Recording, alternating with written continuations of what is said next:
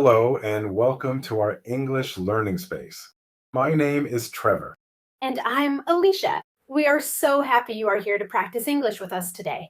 Today we have a very interesting topic. We are going to talk about first dates.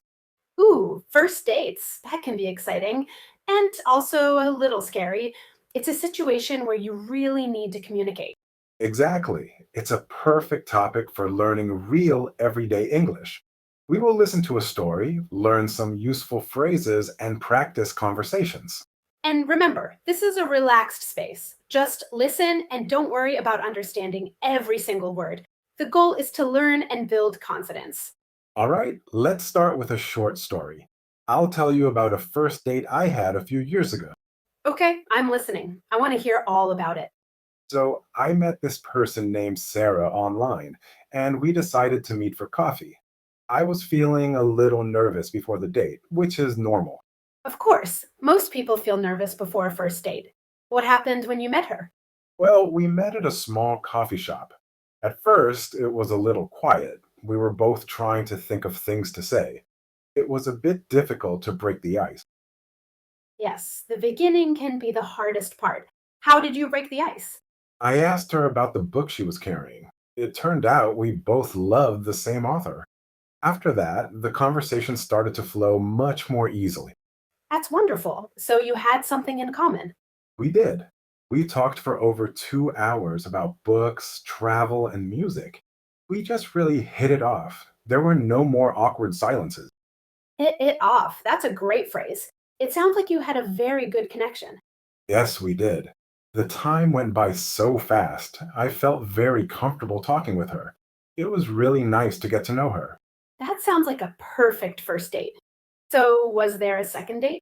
There was, and many more after that. It was a great start. What a lovely story, Trevor. It shows how a little nervousness at the beginning can turn into a great connection. Thank you, Alicia. Now, let's look at some of the useful phrases from that story. We can explain them in simple English. Great idea. The first one I noticed was to break the ice. What does that mean? To break the ice means to say or do something to make people feel more relaxed and comfortable when they first meet. It's about starting a conversation when everyone is a bit shy. So, asking about her book was how you broke the ice. You found something to talk about. Exactly. Let's repeat it slowly.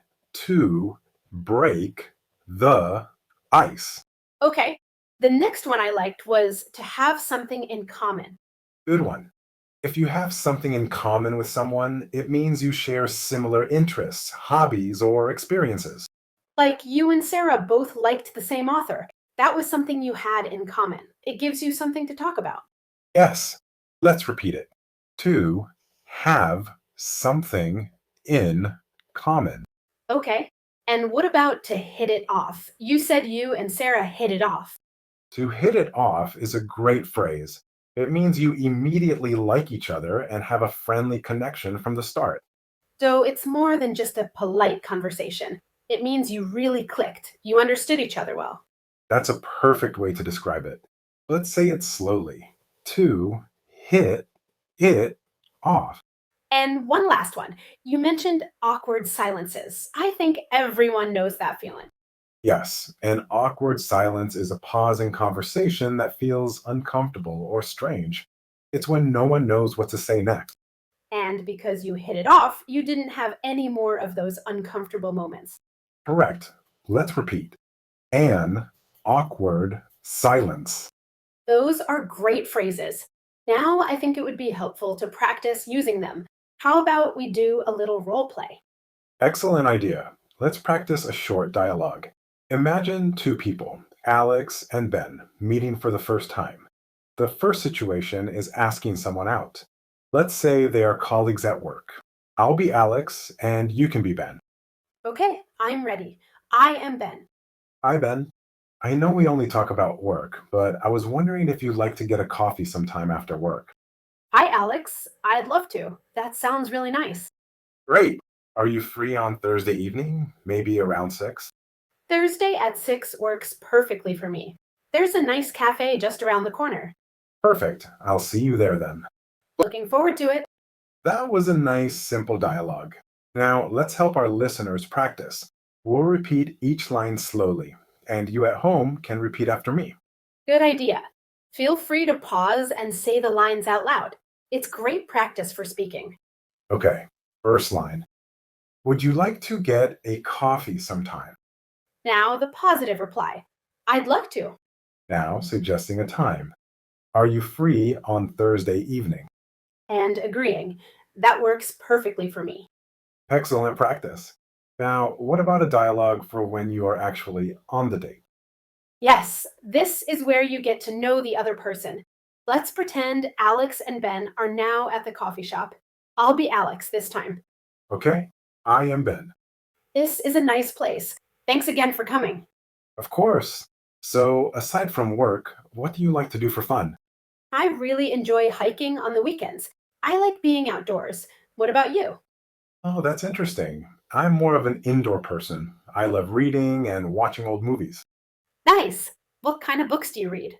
Mostly mystery novels. I enjoy trying to solve the puzzle. That's a great example of a first date conversation. Asking questions is so important. It is. And asking, what about you, is a simple way to keep the conversation going. Let's practice some of those questions. Repeat after me. What do you like to do for fun? What about you? What kind of books do you read? Great job. The more you practice these questions, the more natural they will feel. Now for our next practice. We are going to focus on pronunciation and speaking speed. I will say a sentence very slowly, then Alicia will say it at a more natural but still clear speed. This is a great way to connect the slow, careful way of learning with how people really talk. Listen to the rhythm and the connected sounds. Okay, sentence number one. Slowly, would you like to get coffee sometime? And now, more naturally, would you like to get coffee sometime? Sentence number two.